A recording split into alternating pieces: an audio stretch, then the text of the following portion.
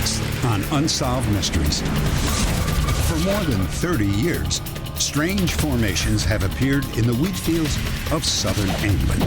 Does new evidence finally explain these mysterious crop circles? $250,000 worth of platinum is stolen from the factory, and a security guard is missing. Was he part of the heist? Two investigators develop different theories when a woman dies in a mysterious car fire. Was it a tragic accident, or was it cold-blooded murder? And just a regular family man turns out to be running $1 million drug ring. 5 compelling cases, some just waiting to be solved, and maybe you hold the key. I'm Dennis Farina, and this is Unsolved Mysteries.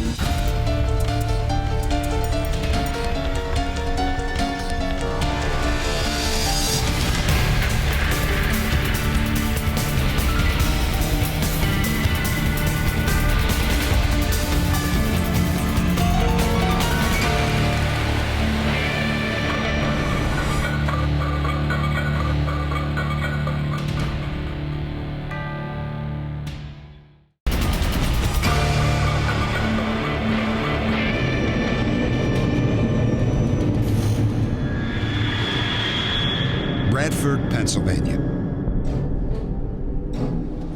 50-year-old Dale Kerstetter worked at the Corning Glassworks plant for 27 years as a security guard and maintenance man.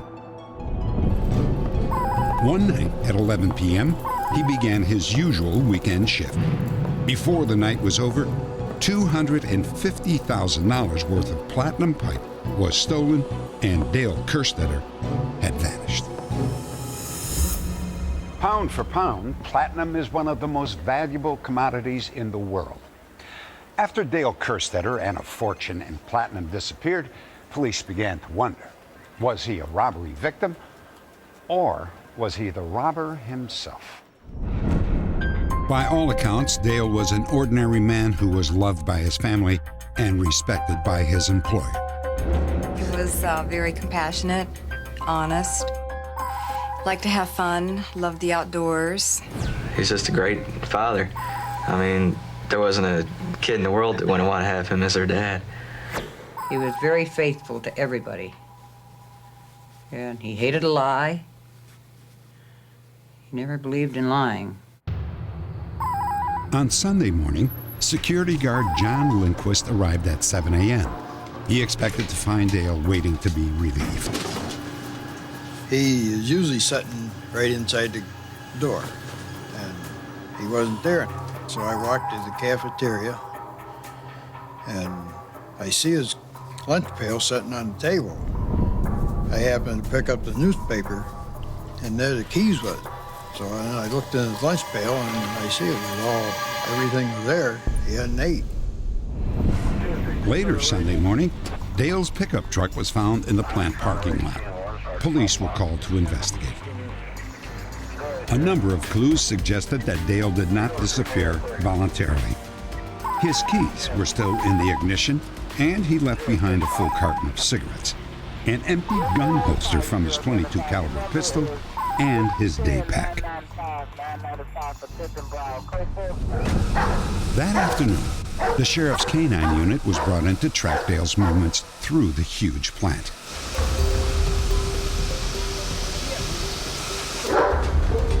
The dog led police to the second floor, to the plant's glass furnace, also known as the tank. The tank contained the valuable platinum pipe, but the area was not part of Dale's normal rounds. Although the dog found Dale's scent near the tank, he was nowhere in the building.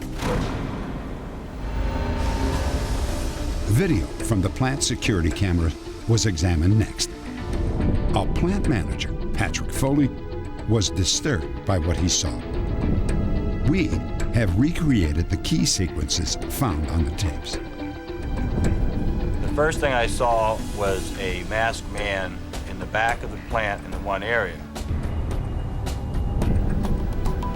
When I saw the masked man on a tape, I was very alarmed. At first I thought, well, obviously this person, there's been some foul play. Dale's involved in foul play, and he probably is missing. And then Dale Kerstetter came back and met this masked person in the back of the plant. I guess I would say I had a very empty feeling in my stomach. I said, what on earth? And then as I continued to review the tapes and I saw the masked person come back out and go up to the tank area, then I was extremely anxious, because at that time I realized that not only did we have a missing employee, there was a good possibility that we had missing platinum in the plant. Whoever removed the platinum from the tank was extremely familiar with the plant, everything in the plant. They knew exactly where to go.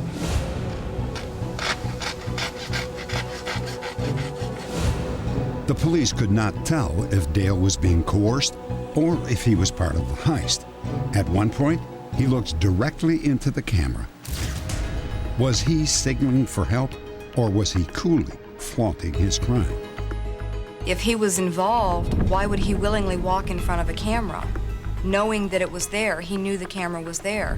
Why wouldn't an attempt have been made to cover the camera? It just doesn't make sense. The fact that he did everything in front of the cameras was once again just Dale Kerstetter to say to us, look, hey, here I am. I'm taking your platinum, and there isn't a thing you can do about it. If he had planned on taking off anywhere, why would he bother packing a lunch? I mean, just a whole carton of cigarettes, and he smoked all the time. I mean, he would have taken his cigarettes. Wendy believes that her father was an innocent victim, that he heard or saw something that attracted his attention, and then he went to investigate. She believes a thief may have murdered her father. One camera showed the intruder wheeling out a heavy bag. There's a very good possibility that bag could contain the platinum, or there's a very good possibility that that bag could contain the body of Dale Kerstetter. Another theory places Dale at the center of a bold and premeditated robbery.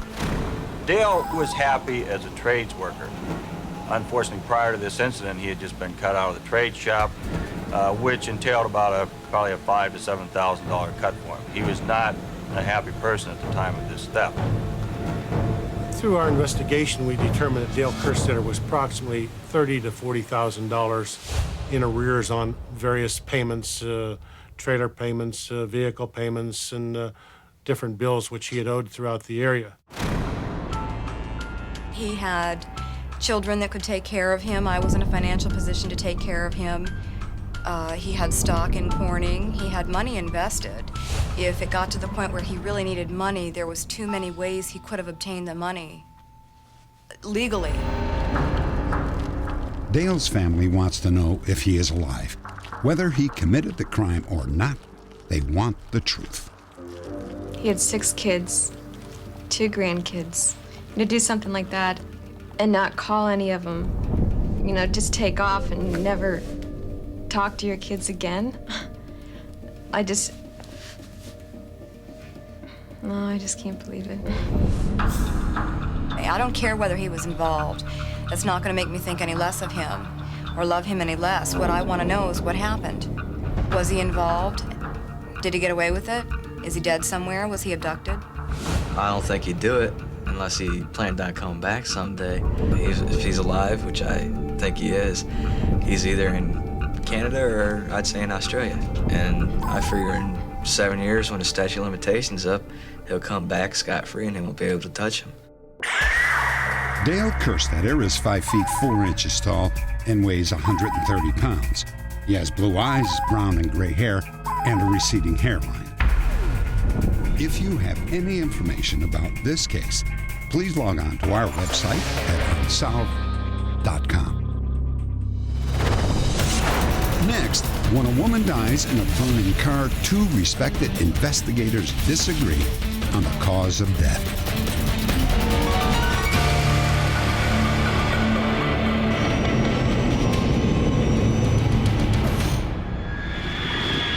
New Rockford, North Dakota. This is ridiculous. We don't know where our son is. At 2:30 in the morning, Kathy Bonderson has an argument with her husband about their teenage son. You go look for him then. Okay, He's I out will. late again without permission. You have a heck of a lot better luck than I did. As a night nurse, Kathy has never missed a shift. But tonight, she is so concerned that she calls in sick. Around 2:45 a.m., her son is on his way home with his girlfriend when he sees his mother's car heading out of town. That's my mom's car. Jeez, I hope she didn't see me. And then he spots another car following close behind. He assumes his mother is driving her own car, but in fact, he can't clearly see the driver in either vehicle.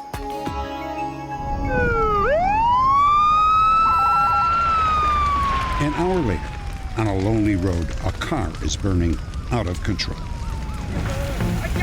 The heat is so intense that 15 minutes pass before firefighters can get close enough to look inside. When they do, they find a body on the floor of the passenger side.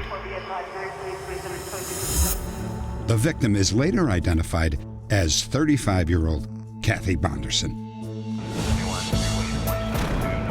Daybreak. The car is finally cool enough to pull Kathy's body from the wreckage. The local sheriff, Edward Almaris, investigates. As I remember it, the firewall was completely burned. The steering column, the dash, the front seat. The only thing was left was the steel. Listen, I'd like to have the boys flush it out, so if there's any fragments left in the body. The fire had to start up front someplace. There could have been a short, a wire pinch, something, because that car was doing some bending also when it went across those tracks. Sheriff Almaris believes that Kathy lost control of her car before reaching the railroad crossing and then bounced across the tracks. The car made an abrupt turn, as if it was trying to avoid something, then straightened out, went across the tracks. There was marks on the tracks, which showed us that the car very definitely went over the tracks, not the crossing. Almaris is convinced that when Kathy hit the tracks at high speed, it sparked the fire and threw Kathy to the floor on the passenger side of her car. Sheriff Almaris was convinced Kathy Bonderson was the victim of a tragic accident. But then, a state investigator offered a more disturbing theory, that Kathy Bonderson was murdered. The day after the fire, Captain William Byram of the Highway Patrol visited the scene to file a routine report. It was an unusual case. It didn't seem to have the same characteristics that a normal accident would have. Granted, I arrived 24 hours later, but I could not distinguish any marks where a car had left the roadway. Byram did find the same marks on the tracks that Sheriff Almaris believes were made by Kathy's car, but he came to a different conclusion. The marks I found were a reddish color. We talked with the firemen, and the hoses that were used that night were a red rubber hose, and they had been in and around that area, drug the hoses over the tracks. Felt that what I was looking at was something that had been put there by them. The next day, Byram and the state fire marshal took a close look at Kathy's car. I see that it's totally burned, but I see absolutely no damage structural-wise from impact, which is normal to find in this type of an accident. But I couldn't find any. Found none. Zero. The fuel line looks okay, and the fuel filter still has the paint. Surprisingly, even after such an intense fire, the gas tank was still half full. The fuel line from the tank itself to the carburetor was intact. No cracks, no dents, no damage whatsoever. It doesn't appear that we had any impact on any... Based on the evidence, the fire marshal came to his own chilling conclusion. It appeared the fire started in several different areas, which would not be normally found in an accidental fire. There's no question in my mind this fire was not an accident. this fire was intentionally set. 3 weeks later, Captain Byron requested that Kathy's body be exhumed for an autopsy. Sheriff Almaris objected. Byron threatened to obtain a court order. Sheriff Almaris backed down.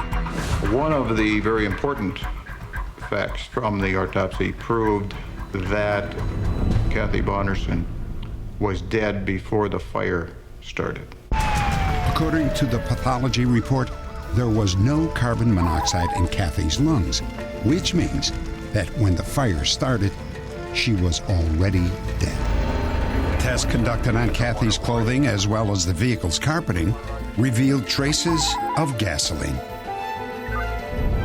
In addition, an empty gas container was found only 300 yards from where the car had burned.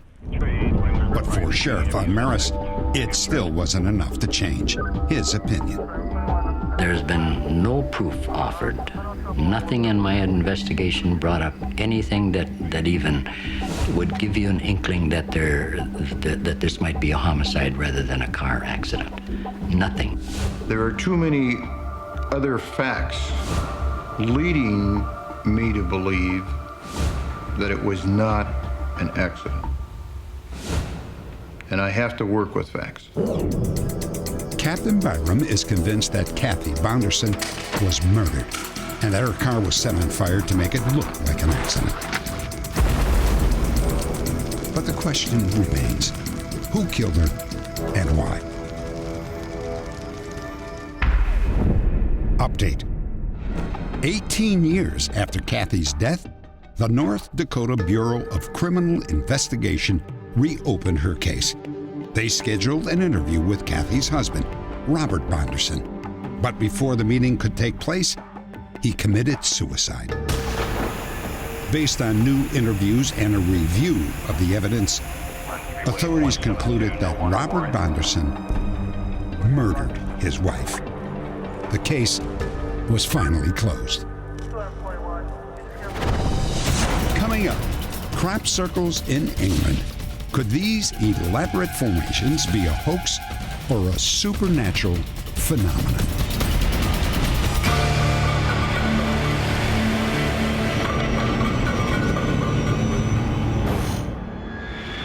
The county of Wiltshire, southern England. Charity Down, a farm 2 hours from London. On a foggy spring morning, Chris Wood drives his tractor through one of his wheat fields and finds something that he has never seen before. A huge circle has appeared in the wheat. It's really amazing, how the actual crop was laying on the ground, and it was so perfect, really. The crop circle that Chris found has never been explained. In the following years, more than 750 large circles have formed overnight in random fields. The question is, how did they get there? The most wonderful thing about it is when you actually go out the night before to look for a circle and there's nothing there, it's just a lovely field of growing corn. And then the following morning, when you get up early in the morning in the first light of day, and suddenly there is the circle. You just can't believe it. The crop circles are pressed down in a swirling pattern that runs both clockwise and counterclockwise. The crop is not damaged. It continues to grow and can be harvested normally. Strangely, no footprints or tire tracks leading up to the site have ever been found. And the circles display a wide variety of shapes and patterns. We've got a flare here, a radial flare here. That's right, and that seems to be the heart. Pat Delgado and Colin Andrews have spent 10 years trying to figure out what's really happening in the wheat fields of England. Now it's beginning to show.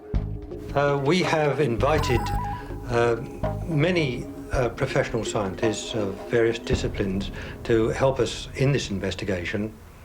And quite rightly so, they start off with considering that it could be a hoax. Dr. Archibald Roy has been studying crop circles since 1980. I think that it's very reasonable for a person to say, look, these are hoaxes because they look so artificial. But I don't think that the hoax theory can be held very strongly because there are so many of these circles. Now in 8 or 9 years, they've logged about 700, 250 this year, this summer alone. The amount of time that would have to be spent by a very big team of people making those circles is getting quite enormous. I simply don't see the hoax theory as a very strong contender. As part of a television experiment, British troops attempted to create an artificial crop circle. In all instances where something mechanical is used to flatten the crop, you will damage it. And we can walk into a circle and very, very quickly determine whether it's hoaxed, and that is mechanically made, or it is a naturally created one. When we examine a naturally made circle, the portion of plant that just comes out of the ground must be softened, bent over, and then hardened up again. So not only is the mystery in the circle itself, but what is it that is softening the plant, bending it over, and then hardening up again? This is a real mystery. If the crop circles are not a hoax, then who or what is making them? There are no underground formations like sinkholes or rocks that might give shape to the patterns. Some have suggested that whirlwinds could have created them. But after careful study, there is no evidence that crop circles are the result of any natural force.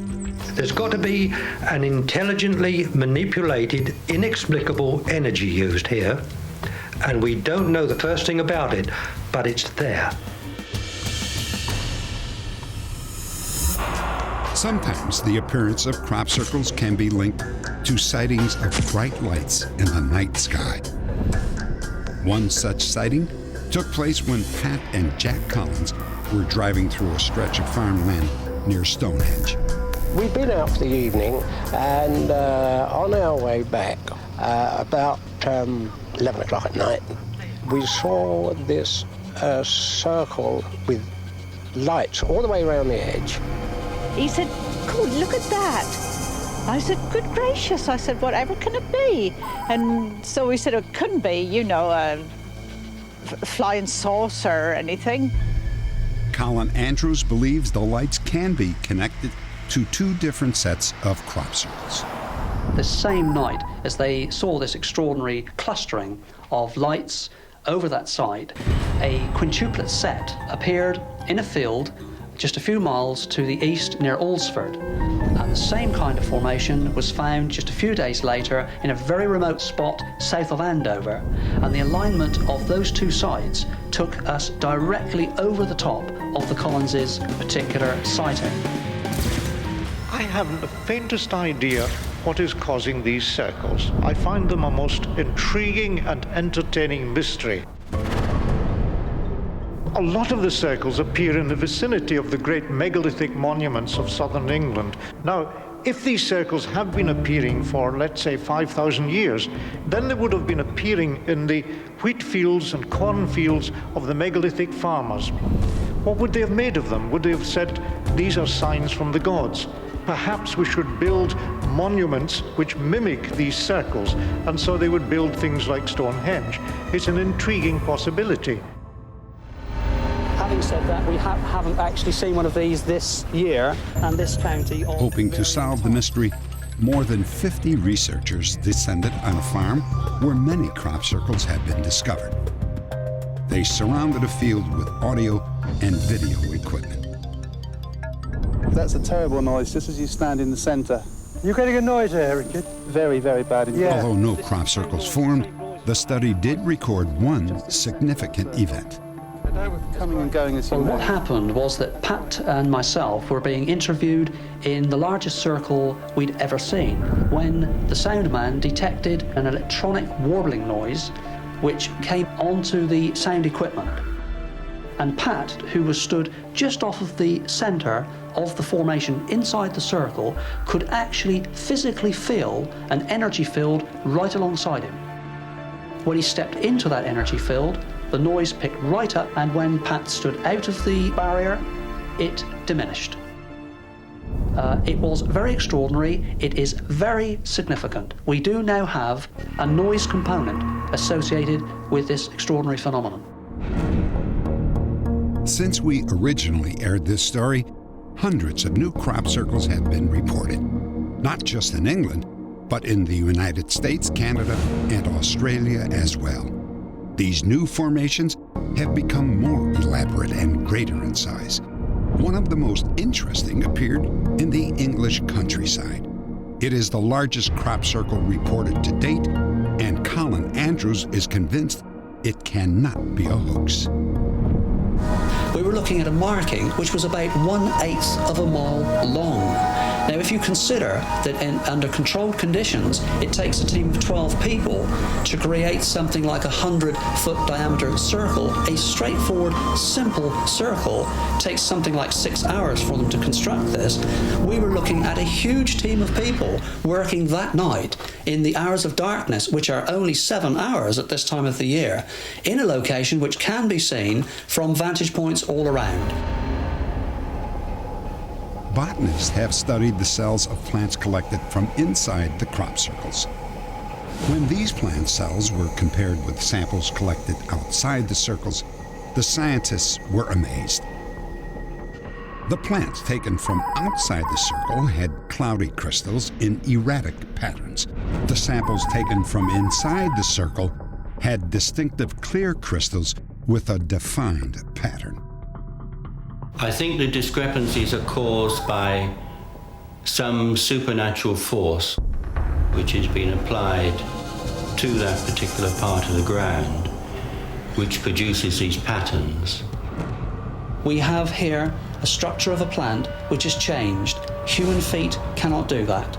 The downwash from a helicopter cannot do that, and nor can a stationary whirlwind. So we're looking here at major clues in the last few months of this year. The physical evidence of plant cells supports the theory that crop circles may not be a hoax. Update. 2 men from Southampton, England, confessed to creating the crop circles as a prank after a night of drinking at a local pub.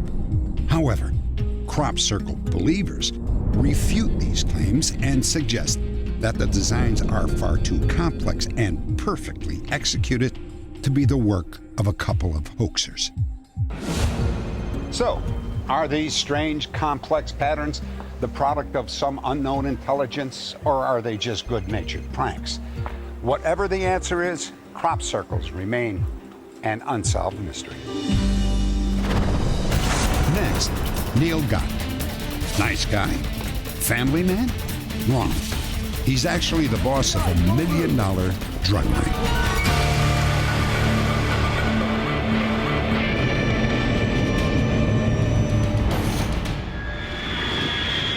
North Benton, Ohio. Neil Gott certainly seemed like a normal guy. He and his wife Terry had lived in this small town for a little more than 4 years. The Gotts on the surface appeared to be a very legitimate couple.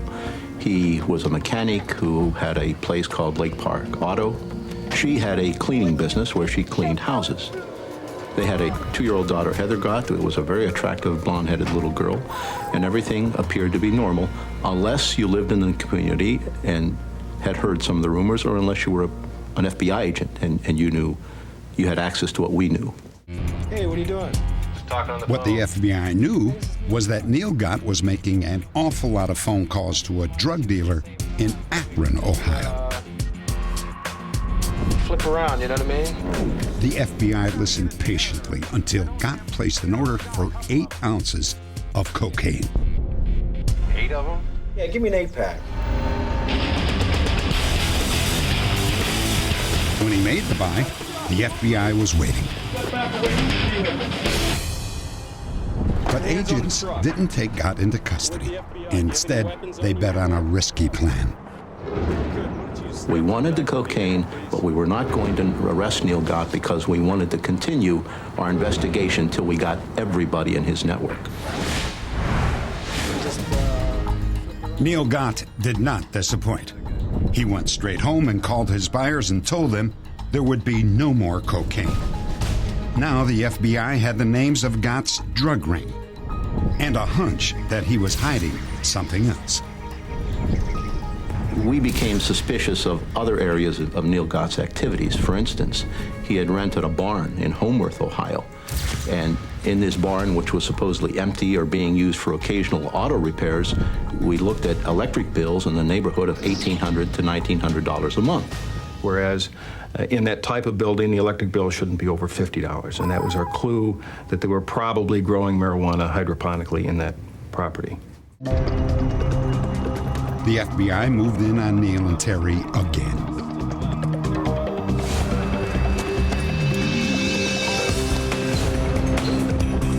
His indoor growing operation was everything we expected and much more. It was a very sophisticated operation with expensive strobe lights, which are heating lamps, expensive timers, irrigation piping and tubing to all these various plants, grow packs, everything a successful marijuana operation for an indoor growth needed, Neil Gott had. Inside, with that kind of secrecy, in normal cases, you can harvest at a minimum 4 times a year. Your minimum harvest would be in the neighborhood of $75,000 to $100,000. In addition to the marijuana, agents also found high-powered rifles, handguns, and explosives. This time, Neil and Terry Gott were arrested. FBI agents arrested every member of the Gott's drug ring, another 20 people. The Gotts were able to post bail and were let go. On their arraignment date, most of the suspects showed up in court, everyone but Neil and Terry Gott. The day before their indictments were handed down, the Gotts had packed up their belongings. They left town, they left the state, and disappeared without a trace. Neil Gott ended up in Florida. At least that's where he dropped the U-Haul truck. We believe the Gotts are still in the United States. Neil Gott is a powerboat enthusiast, the kind of cigarette-type boats. He enjoys that kind of activity. So we feel wherever he is, he's probably engaging in that. He's a truck driver, and he's also an accomplished mechanic. But what Neil Gott does best is he grows dope, marijuana specifically, so we definitely feel he's engaged in that activity. Update. Thanks to a tip from one of our viewers, Neil and Terry Gott were arrested by the FBI in Lake County, Florida. Agents found them with over $1 million worth of marijuana and cocaine. Each was convicted on a single drug charge. Both served time in a federal prison and have since been released. Next, to adopted children and their birth families share psychic connections.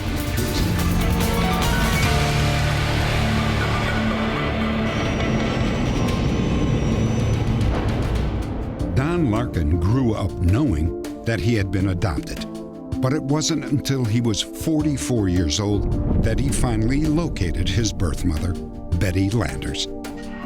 When Don approached his mother's house for the first time, he noticed the knickknacks hanging in the window. A carved hummingbird and a crystal prism.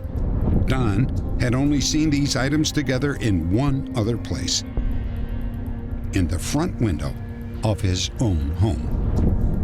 It really startled me to see somebody else having something like that in the window of their house. And I just thought, well, she must be a pretty neat lady because you picked the same stuff I did. Coincidences that are very rare, such as Betty and Don's both having hummingbirds and crystals in their front windows of their houses, are almost impossible to explain by the traditional cause-effect genetic relationship.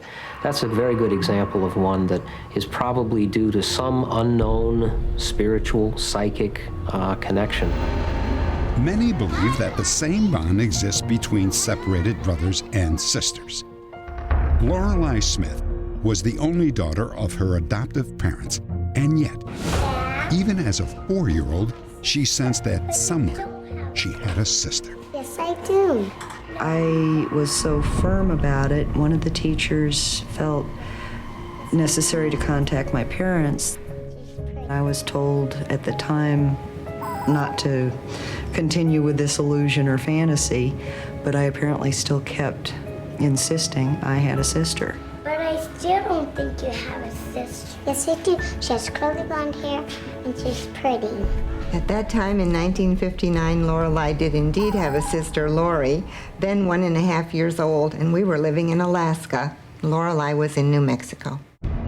Lorelei Smith and her sister Lori Stifler learned that they had much more in common than just their first names. Both owned horses, and both played the flute and the guitar, and they had each learned sign language, even though neither one knew a single deaf person. I believe that the most common explanation for these coincidences is probably genetic. But there are coincidences that the genetic attachment, the genetic cause, simply can't explain. And then I think we have to look to a spiritual, a telepathic, a psychokinetic type of explanation, difficult as that may be to do. Elizabeth Bursinity grew up with her adoptive family in Southern California. For as long as she can remember, Elizabeth was drawn to anything and everything French. I was just obsessed with the language. I wanted to be those people that I saw in the films, the Parisians walking along, the students studying at the Sorbonne. I wanted that identity. I wanted to be French. Elizabeth began to have a series of disturbing dreams. A shadowy woman always appeared, and Elizabeth soon came to believe that this was her birth mother. My mother was being told that she didn't have very long to live, that she had cancer, and that it was going to progress at a very rapid rate. Finding new cures every day. There was a lot of sadness I felt from the dream. She was obviously very gravely ill. And to me, that said that she was dying. In late August, I woke up with almost the fact that my mother was dead. I was never going to meet her. It was over. I was never going to see her. I was too late. It was on me the whole day and all the days after that I had missed her. The dream inspired Elizabeth to search for her birth mother. Her adoptive mother provided information that helped get her started. I guess all the waivers are in. All the waivers are in. When she contacted the adoption agency, she found out that just a few months earlier, her birth mother had also requested a reunion. Could I have her name? Nicole Roland, and she's French-Canadian. Bonjour, I'm looking for Nicole Roland, please. Who is this? I'm an old friend of hers from Los Angeles. I'm afraid I have bad news for you. Nicole has passed away. When? Last August. It was devastating. And I said, did she die on August 28th? And she said, yes. And she just broke into tears and said, how would you know that? All I could think of was that my dreams were true, that I had had this strange connection to her. I had known when she was sick, and I had known when she died. Elizabeth soon discovered that Nicole Roland had lived the life she had dreamed of. Her mother taught college French and earned her degree at the Sorbonne in Paris. It seems that me and my birth mother had a lot in common and would have had a lot in common had we been able to know each other. It appears that we were living at times a parallel life, doing the same things, being in the same places, and interested in the same subjects. Although Elizabeth was never able to meet her birth mother, she did find a whole new family. She flew to Canada to meet her half-sister and a house full of her mother's friends and relatives. During the visit, Elizabeth found even more links to her mother. Can I draw with you? Sure. Okay. Let's make it turquoise. I went to all the crayons and I selected a turquoise crayon, which was sort of odd, I thought, but it was an unconscious thing. And I started drawing this house. And I'd never drawn a house like this in my life. The door was on the wrong side, the garage was on the wrong side of the door, and it had little weird dormers and turquoise trim. I just remarked, even while I was driving, oh, this is a strange house, and, well, it's a house, here it is. John, look at this. The room got very quiet. Everybody seemed to be staring at me, and I felt very uncomfortable. There. Elizabeth, why did you draw this house? I don't know. Really? You don't know? No. How is it? Nice. The day after I did the drawing, my sister took me to the house that she lived in with my mother, and it was the house that I had drawn. The same little odd house with the peaked roof and the turquoise trim and the garage on the wrong side. Just before leaving Canada, there was one final event that confirmed her connection with her birth mother. She would be so proud. Oh, Lucy, thank you. A friend of Nicole's gave Elizabeth one of her mother's favorite books, a collection of poems by a German writer. It was your mother's favorite book. That same poet was also one of her own favorites. In fact, Elizabeth brought the same book with her to Canada. Merci. When we begin to look at the connections that seem to occur across both time and space, we run into the inability of our current knowledge system to explain things like this, but they happen so frequently that there must be some reality behind them. And maybe I am looking for a connection to her that's deeper and more rooted than it might have been, but I tend to think that what I feel is very true. She couldn't give me the legacy of knowing her or of having shared things with me, so she shared things with me in another way. Elizabeth's father was a young medical student from Mexico City. If you can help reunite this family, please log on to our website at unsolved.com.